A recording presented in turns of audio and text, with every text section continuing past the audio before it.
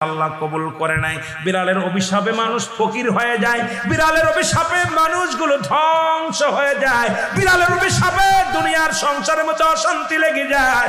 বিড়ালকে ভালোবাসলে ও মুসলমান শুনে নেও, এই বিলাইকে ভালোবাসলে বিলাই যদি দোয়া করে, বিলার দোয়ায় আল্লাহ দরবারে অনেক ফায়দা লুটতে পারবেন। জোরে জোরে চিল্লায় বলা যাবে না মারহাবা।